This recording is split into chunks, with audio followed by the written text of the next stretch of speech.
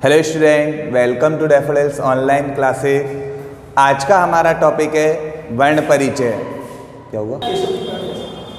सबसे पहले जानते हैं कि वर्ण कहते किसे हैं। वर्ण भाषा की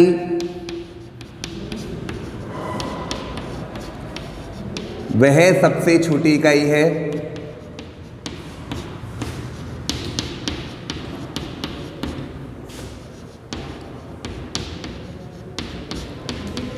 जिसके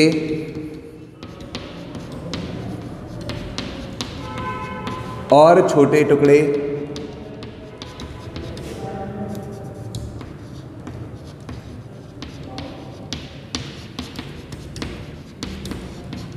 नहीं किए जा सकते।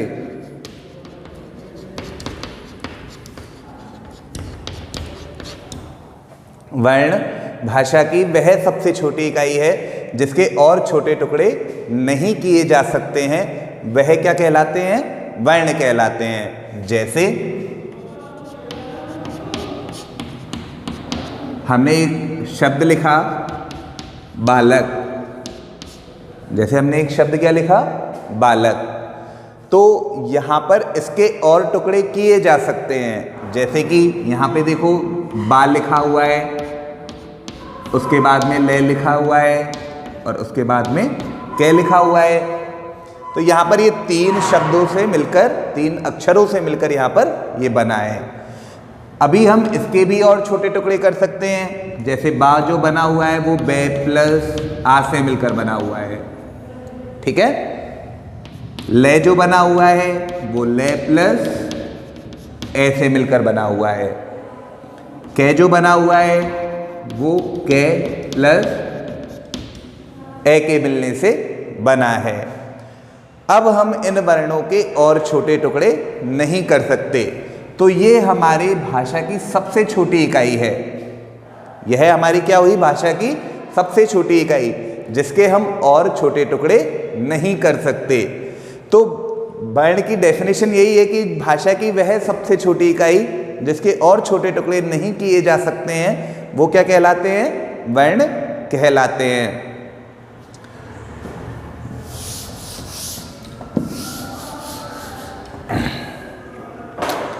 अब आते हैं वर्ण के टाइप्स पर। वर्ण प्रमुख रूप से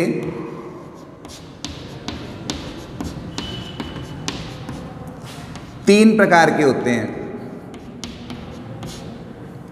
वर्ण प्रमुख रूप से कितने प्रकार के होते हैं? तीन प्रकार के होते हैं।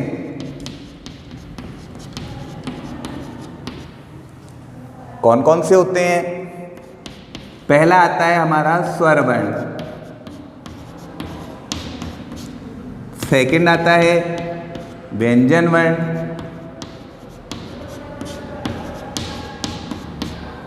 और थर्ड वाला आता है हमारा अयोगवाह वर्ण। पहला है हमारा स्वर वर्ण, सेकंड है व्यंजन वर्ण और थर्ड है अयोगवाह वर्ण। सबसे पहले हम बात करते हैं स्वर वर्ण की कि स्वर वर्ण क्या होते हैं। स्वर वर्ण वे वर्ण होते हैं जिनका उच्चारण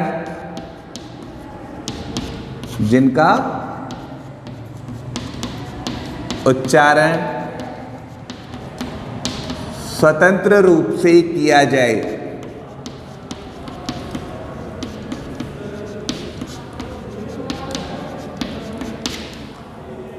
स्वर वर्ण वे वर्ण होते हैं जिनका उच्चारण स्वतंत्र रूप से किया जाए।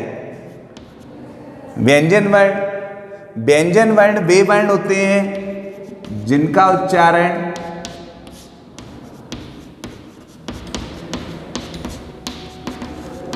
स्वर वर्णों की सहायता से किया जाए।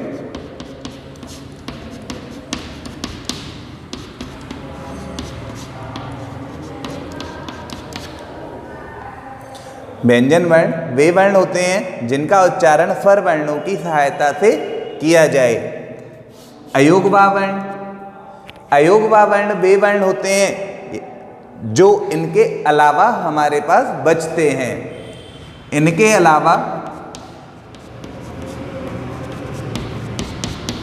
अलावा में कौन कौन? स्वर और व्यंजन। इनके अलावा स्वर और व्यंजन कहने का मतलब जो वर्ण शेष बचते हैं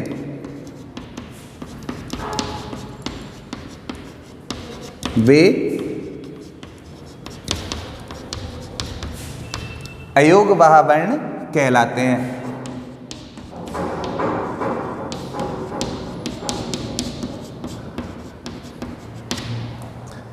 अयोगवाह वर्ण इनके अलावा में कौन कौन? स्वर और व्यंजन। कि स्वर और व्यंजन वर्णों के अलावा जो भी वर्ण शेष बचते हैं वे अयोगवाह वर्ण कहलाते हैं। अयोगवाह वर्णों के अंदर एक आता है हमारा अंग और एक आता है अह। कहने का मतलब एक अनुस्वार और एक विसर्ग। अब सबसे पहले पढ़ते हैं स्वर वर्ण। डेफिनेशन मैंने आपको बताई कि जिन वर्णों का उच्चारण स्वतंत्र रूप से किया जाए, स्वतंत्र रूप से मतलब किसी की सहायता के बिना किया जाए, वो हमारे स्वर वर्ण कहलाते हैं। स्वर वर्ण 3 प्रकार के होते हैं।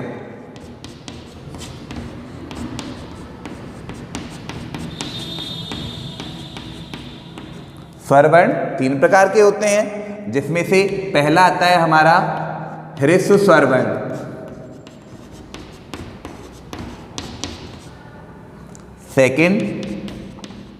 सेकंड आता है हमारा दीर्घ स्वर वर्ण।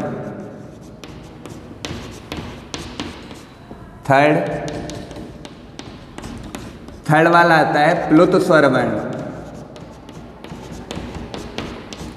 इस तरह से 3 प्रकार के हमारे स्वर वर्ण होते हैं, ह्रस्व स्वर वर्ण, दीर्घ स्वर वर्ण और प्लुत स्वर वर्ण।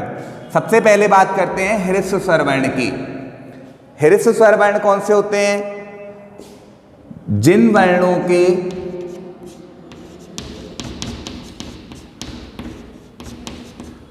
उच्चारण में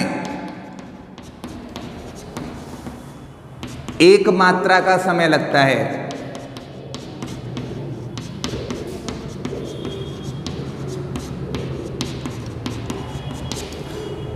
जिन वर्णों के उच्चारण में एक मात्रा का समय लगे वो हमारे ह्रस्व स्वर वर्ण कहलाते हैं।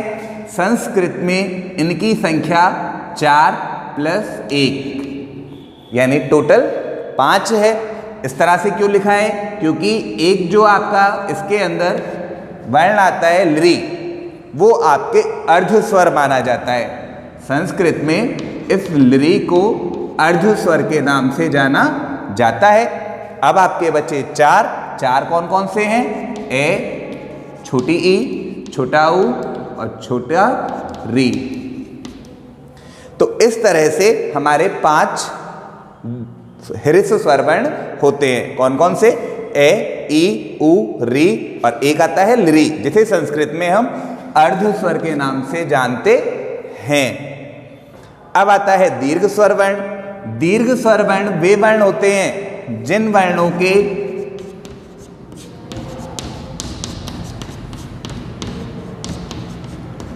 उच्चारण में 2 मात्रा का अर्थात ह्रस्व स्वर से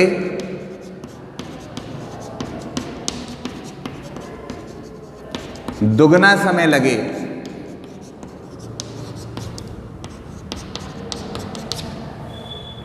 जिन वर्णों के उच्चारण में 2 मात्रा का अर्थात ह्रस्व स्वर से दुगना समय लगे वो हमारे दीर्घ स्वर वर्ण कहलाते हैं। इनकी संख्या संस्कृत के अंदर 8 है। इनकी संख्या संस्कृत में कितनी है? 8 है। ये 8 वर्ण कौन कौन से हैं? एक तो है आ, बड़ी ई, बड़ा ऊ, रे ऋषि वाला, ए, ऐ, ओ और औ। इस तरह से ये हमारे 8 जो हैं वो दीर्घ स्वर वर्ण के अंदर आते हैं। अब आता है प्लुत स्वर वर्ण। प्लुत स्वर वर्ण वे वर्ण होते हैं जिनके उच्चारण में ह्रस्व स्वर से 3 गुना, प्लुत स्वर वर्ण वे वर्ण होते हैं जिनमें ह्रस्व स्वर से 3 गुना अर्थात तिगुना समय लगे, वो आपके प्लुत स्वर वर्ण कहलाते हैं। प्लुत स्वर वर्ण हमारे संस्कृत में नहीं होते हैं, इसके इसलिए सिर्फ एक सिंबल असाइन किया गया है। जैसे कि हमने लिखा कोई भी स्वर वर्ण, जैसे ए या फिर आ, ई, कोई सा भी हम यहाँ पर लिख सकते हैं। इसके बाद में अगर हम इस तरह का जो कोई भी सिंबल बनाते हैं तो ये हमारे प्लुत स्वर के अंदर माना जाता है। जैसे कि हमने एक शब्द लिखते हैं ओम, एक शब्द हमने क्या लिखा? ओम। ये हमारे नॉर्मली बोलने में किसी भी प्रकार से आ सकता है, हम इसे इजीली बोलते हैं, ये किसी व्यक्ति का नाम हो सकता है। लेकिन अगर हम इसको इस तरह से लिखें तो आप जानते हो कि यहां पर जो ओ की ध्वनि है वो काफी लंबे समय तक बोली जाती है। ओम यदि इस तरह का लिखा जाए तो वहां पर ओ की ध्वनि काफी लंबे समय तक बोली जाती है। इसलिए क्यों बोली जाती है? क्योंकि इसके बाद में हमने कौन से स्वर वर्ण का प्रयोग किया है? प्लुत स्वर वर्ण का प्रयोग किया है। इसीलिए ओम में जो ओ की ध्वनि है वो लंबे समय तक बोली जाती है। तो स्वर वर्ण समझ में आ गए। आप इसे एक बार वापस रिवाइज कर लें कि स्वर वर्ण 3 प्रकार के होते हैं, ह्रस्व स्वर, दीर्घ स्वर और प्लुत स्वर।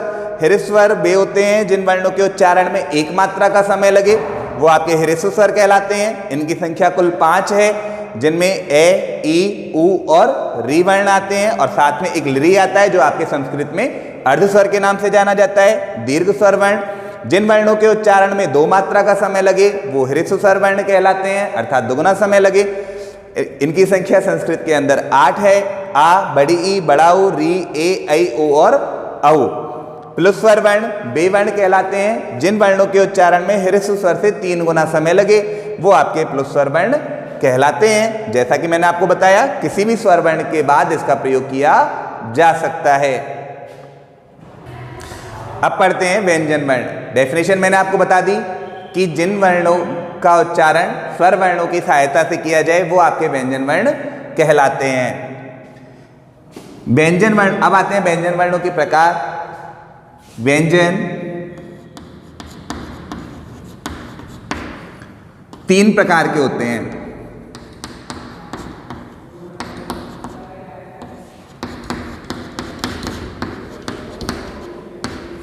व्यंजन कितने प्रकार के होते हैं? 3 प्रकार के होते हैं, जिसमें से पहला आता है हमारा स्पर्श व्यंजन।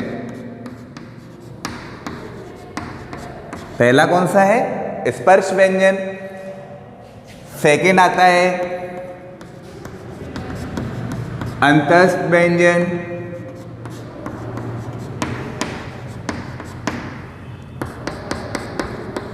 और थर्ड वाला आता है हमारा ऊष्म व्यंजन। इस तरह से हमारे 3 क्या होते हैं? व्यंजन के टाइप्स होते हैं। स्वर व्यंजनों की स्पर्श व्यंजनों की कुल संख्या 25 होती है। अंतस्थ व्यंजन इनकी संख्या कुल 4 होती है। ऊष्म व्यंजन इनकी संख्या भी कुल कितनी होती है? 4 होती है। अब बात करते हैं कि ये 25 होते कौन कौन से हैं।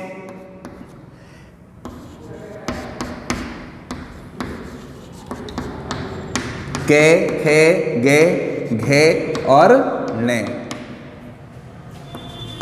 चे, छे, जे, झे और ने। टे, ठे, डे, ढे, ने, ते, थे,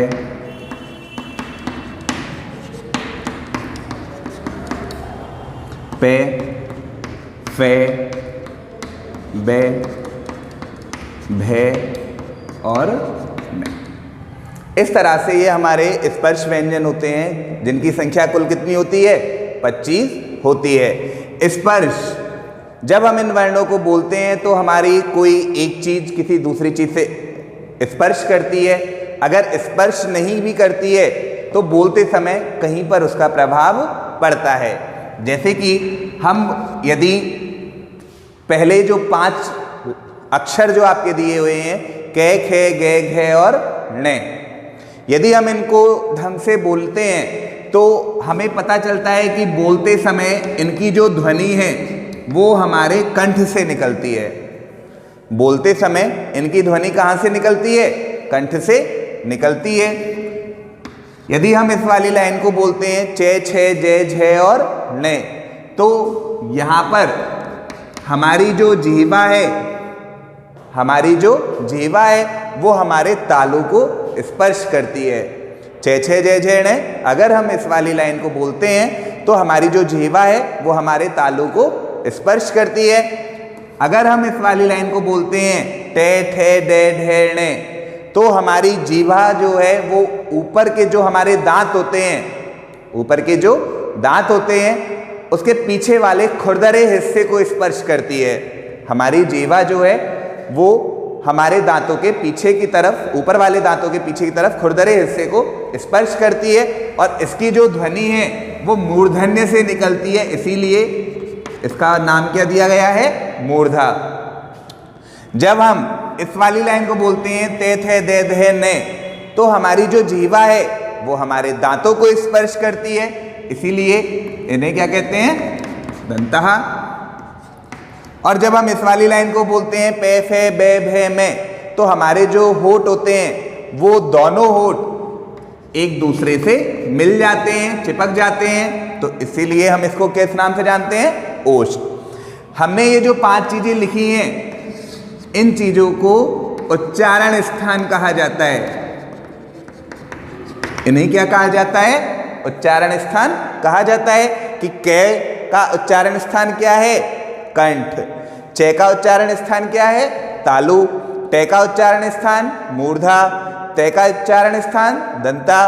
पे का उच्चारण स्थान ओष्ठ। इन सभी के लिए एक स्पेसिफिक शब्द दिया गया है कि हम इसे किस नाम से जान सकते हैं। जो हमारे पहला अक्षर यहां पर दिया गया है, एक तरह से सभी लाइनों के अंदर 5-5 अक्षर है, तो पहले अक्षर के नाम से हम उस लाइन को जानते हैं कि पहली वाली जो लाइन है इसे हम कै वर्ग के नाम से जानते हैं। पहली वाली जो लाइन है इसे हम किसके नाम से जानते हैं? कै वर्ग। कि कै वर्ग के अंदर 5 अक्षर आते हैं, कै, खे, गे, घे और ने। इसी तरह से सेकंड वाली जो लाइन है इसे चे वर्ग के नाम से जानते हैं, चे, छे, जे, झे, ने। ते वाली को ते वर्ग के नाम से जानते हैं, ते, ठे, डे, ढे, ने। ते वाली को ते वर्ग के नाम से जानते हैं और पे वाले को पे वर्ग के नाम से जानते हैं। तो इस तरह से हमारे 5 वर्ग होते हैं। जैसा कि मैंने आपको बताया था, व्यंजन वर्ण जो होते हैं उन्हें स्वरों की सहायता से बोला जाता है, लेकिन अगर हम शुद्ध व्यंजन लिखते हैं तो वहां पर प्रत्येक व्यंजन के नीचे हम हलंत का प्रयोग करते हैं। प्रत्येक व्यंजन के नीचे क्या करते हैं? हलंत का प्रयोग करते हैं। अगर यहां से हम हलंत को हटा देते हैं तो हमारे ये स्वर रहित, स्वर के साथ में क्या हो जाएंगे? व्यंजन लिखे हुए। जैसे कि हमने एक शब्द लिखा बालक, जैसा कि मैंने आपको स्टार्टिंग में ही बताया था, बालक का अगर हम अलग अलग वर्ण करके लिखें तो बे प्लस आ प्लस ले प्लस ए प्लस के प्लस ए, इस तरह से हमारा मिलकर के क्या बना हुआ है? बालक। तो यहां पर देखो ये जो व्यंजन था ये वाला, इसको बोलने के लिए हमने स्वर वर्ण की सहायता ली कि बा को बोलने के लिए हमें किसकी जरूरत है? आ स्वर वर्ण की जरूरत है। ले को बोलने के लिए किसकी जरूरत है? ए की। तो इस तरह से हमें व्यंजनों के लिए स्वर वर्णों की सहायता लेनी पड़ती है। अगर हम शुद्ध व्यंजन वहां पर लिखते हैं तो उसके नीचे, किसी भी वर्ण के नीचे हम क्या लगा देते हैं? हलंत लगा देते हैं। ध्यान रखने योग्य कि कभी भी स्वर वर्णों के नीचे हलंत का प्रयोग नहीं किया जाता है। स्वर वर्णों के साथ कभी भी हलंत का प्रयोग नहीं किया जाता। तो ये हमारे कुल कितने हो गए? 25 हो गए। अब आते हैं अंतस्थ व्यंजन। जैसा कि मैंने आपको बताया इनकी संख्या कितनी होती है, 4 होती है। कौन कौन से होते हैं ये, रे, ले और वे। ये, रे, ले और वे। इसके बाद में आते हैं ऊष्म व्यंजन। ऊष्म व्यंजनों की संख्या भी 4 होती है। ये कौन कौन से वर्ण होते हैं, शे, शे, शे और हे। शे, शे, से और हे। इनके अलावा ये हो गए हमारे व्यंजन के टाइप। इनके अलावा कुछ व्यंजन और बचते हैं जिन्हें हम संयुक्त व्यंजन के नाम से जानते हैं। इनके अलावा कुछ व्यंजन और बचते हैं जिसे हम संयुक्त व्यंजन के नाम से जानते हैं। इनकी संख्या हमारी संस्कृत में 4 होती है। ये कौन कौन से हैं, एक तो है छे, एक है त्रे, एक है ज्ञ और एक है श्रे। छे, त्रे, ज्ञ और से। ये जो व्यंजन वर्ण हैं ये हमारे 2 व्यंजन वर्णों से मिलकर बनते हैं। ये जो 4 व्यंजन वर्ण हमने लिखे हैं जो संयुक्त व्यंजन कहलाते हैं। संयुक्त का मतलब ही होता है 2 व्यंजन वर्णों का मिलना। वो हमारे क्या कहलाते हैं, संयुक्त व्यंजन कहलाते हैं। जैसे छह लिखा हुआ है, छह जो है वो के प्लस शे के मिलने से बना हुआ है। छह जो है वो के प्लस शे के मिलने से बना हुआ है। अब जैसा कि आप जानते हो कि शे जो है ये भी अगर हम इसको अलग करके लिखें तो ए के साथ में मिलकर बना हुआ है। के प्लस शे प्लस ऐसे क्या बना हुआ है, छह बना हुआ है।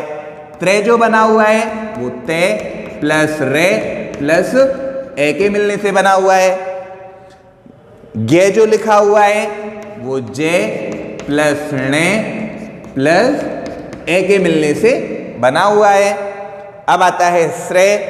श्रेय जो है आपका शे प्लस रे प्लस ए के मिलने से बना हुआ है। तो संयुक्त व्यंजन वे वर्ण होते हैं जो 2 व्यंजन वर्णों से मिलकर बनते हैं। उनमें पहला व्यंजन वर्ण आधा तथा दूसरा व्यंजन वर्ण पूरा होता है। पूरा क्यों बोला, क्योंकि उसमें क्या लगा हुआ होता है, स्वर वर्ण लगा हुआ होता है। तो संयुक्त व्यंजन हमेशा 2 व्यंजन वर्णों के मिलने से बनते हैं।